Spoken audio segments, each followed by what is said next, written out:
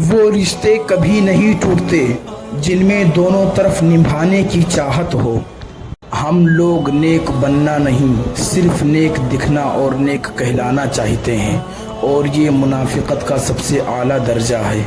اگر زندگی میں کچھ کرنا چاہتے ہو تو اپنے غرور کو اپنے پاؤں کے نیچے رکھ کر چلنا سیکھو۔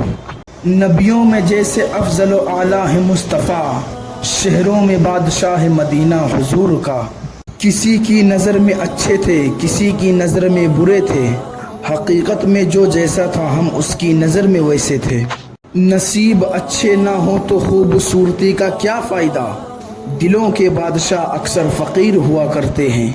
آسانی کا انتظار کرنا بھی عبادت ہے، کیونکہ آزمائش ہمیشہ نہیں رہتی۔ حضور نبی اکرم صلی اللہ تعالی علیہ وسلم نے ارشاد فرمایا، جمعہ کے دن اور جمعہ کی رات کثرت سے درود پڑھا کرو، جو ایسا کرے گا میں قیامت کے دن اس کی شفاعت کروں گا۔ حضور نبی اکرم صلی اللہ تعالی علیہ وسلم نے فرمایا، جو مجھ پر درود پڑھنا بھول گیا وہ جنت کا راستہ بھول گیا۔ جب تم کسی کو اکیلا دیکھو تو سمجھ جاؤ کہ وہ ایک سچا انسان ہے، کیونکہ بھیڑ ہمیشہ منافق کے ساتھ ہوتی ہے۔ حضرت علی نے فرمایا، اگر انسان کو تکبر کے بارے میں اللہ کی ناراضگی کا علم ہو جائے تو بندہ صرف فقیروں اور غریبوں سے ملے اور مٹی پہ بیٹھا رہے۔ انسان کی دوستی جب اللہ سے ہوتی ہے تو وہ بے فکر اور سکون میں رہتا ہے۔ جب تم دیکھو گے اپنے پسندیدہ شخص کو کسی اور کے ساتھ، تب تم سمجھو گے کہ خدا شرک کیوں معاف نہیں کرتا۔ جو رات کے بعد صبح اور گرمی کے بعد ٹھنڈ دیتا ہے، وہ رب تمہیں پریشانیوں کے بعد خوشی بھی دے گا۔ اخلاق کے پیچھے کردار کا ہونا لازمی ہے۔ منہ کی مٹھاس اور چہرے کی مسکراہٹ کو اخلاق نہیں بلکہ فن کہتے ہیں۔ ایک پھول والے کی دکان پر کیا ہی خوبصورت جملہ لکھا تھا کہ انسان ہر قدم پر جیت چاہتا ہے، مگر لوگ میرے پاس آ کر ہار مانگتے ہیں۔ اچھے کے ساتھ اچھے رہو، لیکن برے کے لیے برے مت بنو، کیونکہ تم پانی سے خون صاف کر سکتے ہو پر خون سے خون نہیں۔ معاف کرنے میں جلدی کرنا شریفوں کی عادت ہے، اور بدلہ لینے میں جلدی کرنا کمینوں کا طریقہ ہے۔ ہم لوگوں کی آدھی زندگی غلط لوگوں سے امید رکھنے میں اور باقی زندگی اچھے لوگوں پر شک کرنے میں گزر جاتی ہے۔ ہم سے تو یہ گرمی برداشت نہیں ہو رہی، قربان جاؤ حضرت بلال پر۔ تپتی ریت پر لٹایا گیا، پھر بھی زبان پر جاری تھا لا الہ الا اللہ۔ غور کرے، آنکھ دنیا کی ہر ایک چیز دیکھتی ہے، مگر جب آنکھ کے اندر کچھ چلا جائے تو اسے نہیں دیکھ پاتے۔ بالکل اسی طرح انسان دوسروں کے عیب کو دیکھتا ہے پر اپنے عیب اسے نظر نہیں آتے۔ سچائی ہمیشہ خاموش رہنے والے انسان کے اندر ہی ملتی ہے، جھوٹ بولنے والے تو ہمیشہ شور مچاتے ہیں۔ زندگی کی اصل خوبصورتی یہ نہیں کہ آپ کتنے خوش ہیں، بلکہ زندگی کی اصل خوبصورتی تو یہ ہے کہ دوسرے آپ سے کتنا خوش ہیں۔ جمعہ مبارک۔ یا اللہ اس بابرکت دن کے صدقے ہمارے کبیرہ اور صغیرہ گناہوں کو معاف کرنا۔ کسی کو بے وقوف نہ سمجھا جائے، کیونکہ کچھ لوگ آپ کے سامنے بے وقوف بن کر آپ کو حقیقت میں آزما رہے ہوتے ہیں۔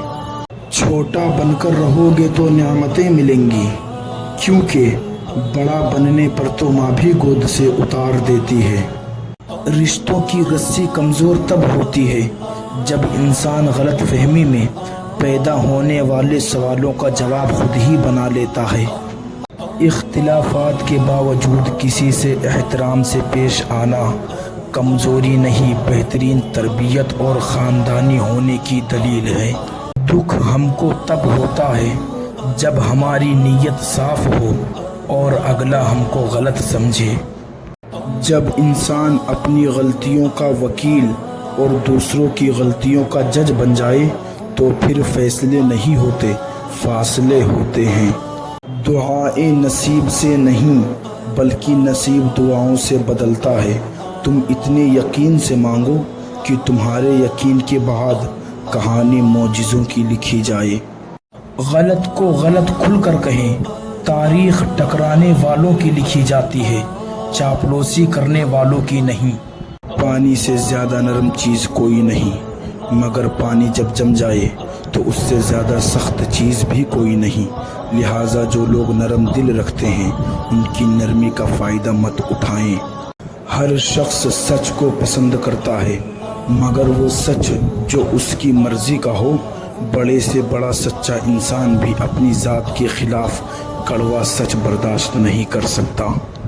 آنسو کا ہر قطرہ دنیا کی ہر چیز سے مہنگا ہوتا ہے، لیکن کوئی اس کی قیمت اس وقت تک نہیں جان سکتا جب تک وہ آنسو اس کی آنکھ سے نہ نکلے۔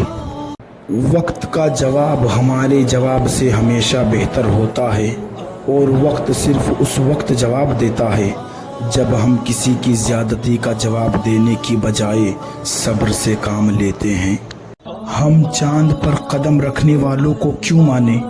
ہم تو ان کی امت میں سے ہیں جنہوں نے زمین پر رہ کر چاند کے 2 ٹکڑے کیے۔ جنت خود بخود ترسے گی تیرے وجود کو اے انسان، ذرا چل کے تو دیکھ میرے نبی کے نقش قدم پر۔ سمجھیں گے ہم نوازی ان کی کرم نوازی، جس دن ہوئے روانہ سرکار کی گلی میں۔ جب گھر کا فیصلہ کرنے کے لیے باہر والوں کی ضرورت پڑے تو سمجھ لینا کہ آپ کا خاندان برباد ہو چکا ہے۔